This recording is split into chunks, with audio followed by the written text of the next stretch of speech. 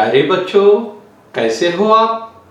आपने गुज़िश्ता शहरियत में 1 नंबर दस्तूर का तहर्रुक ये सबक आपने पढ़ा है। अब हम आपको दस्तूर की तमहीद के बारे में बताते हैं। आप सभी जानते हैं कि हमारे मुल्क का दस्तूर बुनियादी और आला है। दस्तूर को बनाते वक्त जिन मकासद को पेश नज़र रखे गए हैं उसके पीछे कुछ मंशा कार फरमा होती है। कोई भी कानून साजी करते वक्त, कोई भी कानून बनाते वक्त उसके पीछे उसका एक मकसद होता है। बच्चों, आप इस चीज़ को आसानी के साथ यूँ समझ लीजिए कि आप ट्रेन में अपनी फैमिली के साथ टिकट लेकर सफ़र कर रहे हैं। सफ़र के दौरान टीसी आते हैं और आपसे टिकट जायज़े के लिए मांगते हैं। आप अपना टिकट उनको दिखाते हैं और वो मुतमईन होकर के आगे बढ़ जाते हैं। अब आगे वाले को जब टीसी टिकट पूछते हैं तो वो बंदा परेशान होकर टीसी से कहता है कि मेरे पास टिकट नहीं है। तो बच्चों, आपने देखा होगा कि टिकट जिनके पास था उनके साथ टीसी का मामला और जिनके पास टिकट नहीं है उनके साथ टीसी का मामला, दोनों के साथ क्या एक ही मामला हो सकता है? नहीं। तो फिर जो बगैर टिकट पाया गया उसके लिए कानून होना चाहिए कि नहीं? इसीलिए हमारे दस्तूर ने मुख्तलिफ अलग अलग शुबों के लिए मुख्तलिफ कवानीन बनाए हैं। तो दस्तूर के मकासिद वाज़ह करने के लिए तो कभी भी जब दस्तूर के अंदर तरमीम की जाती है, किसी कानून के अंदर बदलाव किया जाता है, तरमीम की जाती है, तो उसके मकासिद की तफसीलात जानकर उसकी वजाहत जाने बगैर उसके अंदर तब्दीली नहीं की जा सकती। इसलिए जब भी कभी कोई कानून बनाते हैं तो उसकी वजाहत ज़रूरी हो जाती है। तो अब हम बच्चों ये दस्तूर के मकासिद की मुख्तसर और जामिया उसकी तारीफ ये है कि दस्तूर की तमहीद में कुछ मुख्तलिफ इस्तिलाहात हैं। तो तमहीद का क्या मतलब है? तमहीद का ये मतलब हुआ कि इब्तिदाइया या पेशे लफ्ज़।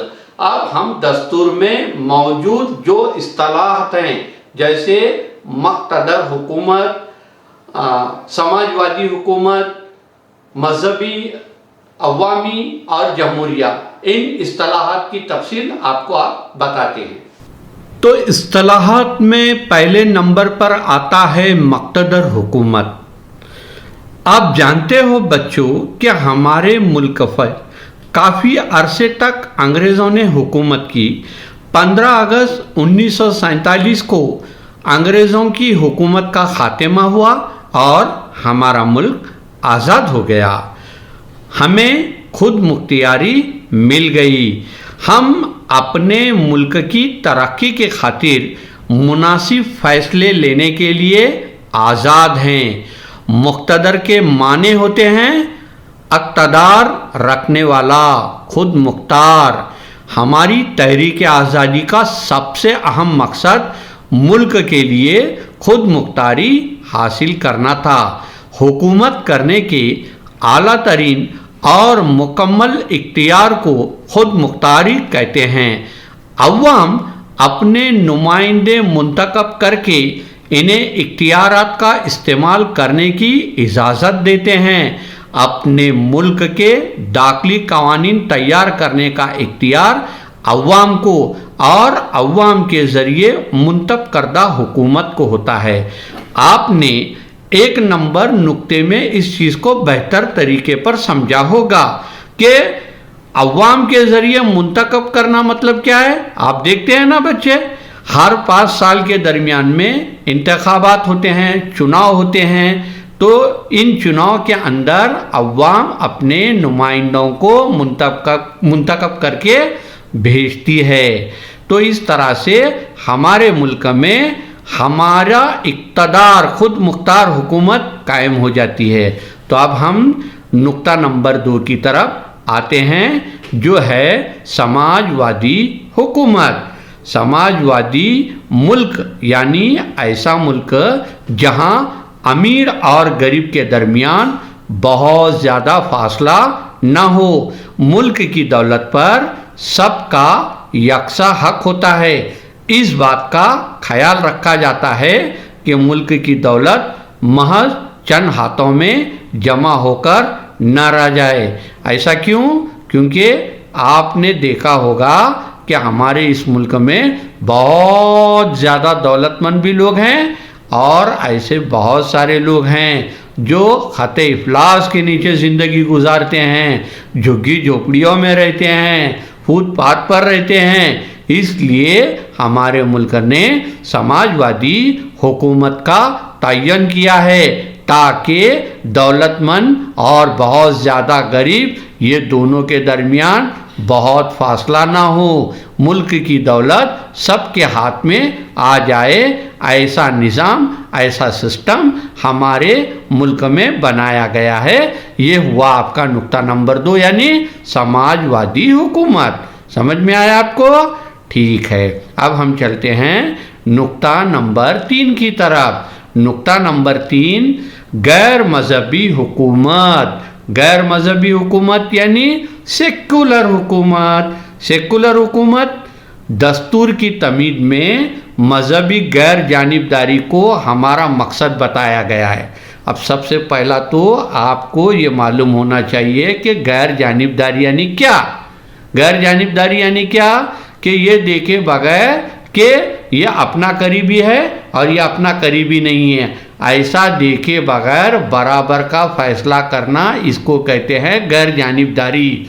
तो हमारे मज़हब में गैर जानिबदारी किस ताल्लुक़ से है? मज़हब के ताल्लुक़ से है। हमारे मुल्क में किसी एक मज़हब को बहुत ज़्यादा ऊपर और दीगर मज़हब को नीचे, इस तरह का कोई मुकाम हमारे दस्तूर ने नहीं दिया है, बल्कि हमारे दस्तूर के नज़र में तमाम मज़हब का मकाम यकसा मकाम है। किसी भी मज़हब को मुल्क का सरकारी मज़हब नहीं माना जाता और अवाम को भी मुकम्मल आज़ादी है कि वो जिस मज़हब को पसंद करते हैं उस मज़हब पर अमल पैरा होने का उनको मुकम्मल इख्तियार है। अवाम में मज़हब की बुनियाद पर भेदभाव नहीं किया जाता। अवामी हुकूमत। अब आपको ये समझना चाहिए कि हर 5 साल में जो चुनाव, जो इंतखाबात होते हैं, वो दरअसल इस बात को बताते हैं कि हुकूमत की अंदर हिस्सेदारी, हुकूमत के अंदर शराकत दारी, ये सारी अवाम के ही तुफैल होता है। तो कहने का मतलब क्या है? कहने का मतलब यह है कि हुकूमत चाहे जिस किसी जमात की हो, ये हुकूमत कायम करने का मुकम्मल इख्तियार अवाम को होता है। अवाम ही अपने बेश कीमत वोटों की मदद से अपनी पसंदीदा हुकूमत चुनती है और जो हुकूमत सरकार बना लेती है यानी हुकूमत के तख्ते पर बैठ जाती है, वो भी हुकूमत अवाम की ख्वाहिश के मुताबिक पॉलिसियाँ और फैसले लेती है। हुकूमत को अवाम की फलाह के लिए अहम माशी और समाजी फैसले करना होते हैं। तमाम लोग रोज़ाना किसी बुनियाद पर जमा होकर के फैसला हमेशा नहीं ले सकते। जैसे मिसाल के तौर पर आपको कोई दिक्कत आई, चलो सब लोग जमा हो जाओ, इस बात के ऊपर हमको सोचना है कि क्या करना चाहिए। ठीक है, फैसला हो गया। फिर 1-2 घंटे के बाद में कोई और मसला दरपेश आया, चलो सब लोग जमा हो जाओ, क्या करना चाहिए। फिर किसी बात के ऊपर ये इत्तफा कर लिया गया कि नहीं ऐसा किया जाए। तो बार बार रोज़ाना वक्फे से मिलना ये मुमकिन नहीं है। इसलिए सरकार ने तमाम लोगों की आसानी के लिए एक मुद्दती तौर पर मुतय्यना मुद्दतों के बाद में इंतखाबात आते हैं कि एक मर्तबा आपको सोच करके अपना वोट देना है और एक मर्तबा आप अपना वोट देने के बाद 5 सालों तक वो हुकूमत कायम रहेगी। इस तरह से आपको रोज़ाना की बुनियाद पर जमा होकर फैसला लेना जो मुमकिन नहीं था उसमें आसानी हो जाती है। तो इस तरह से अवाम के ज़रिए दस्तूर ने हुकूमत बनाने का मौका अवाम को दिया और हम हुकूमत बनाते हैं, कहाँ के लिए बनाते हैं? दिल्ली के लिए, पार्लियामान के लिए। वहाँ पर 2 ऐवान हैं। जैसे आप अगली जमातों में जाओ तो आपको मालूम होगा कि 2 ऐवानों के नाम क्या हैं। इसी तरह से ये मरकज़ी तौर पर पूरे मुल्क के लिए हुकूमत, मरकज़ी हुकूमत बन गई दिल्ली के अंदर। अब रियासती तौर पर भी एक हुकूमत बनाई जाती है, उसका भी एक इलेक्शन होता है, वो असेंबली का इलेक्शन होता है।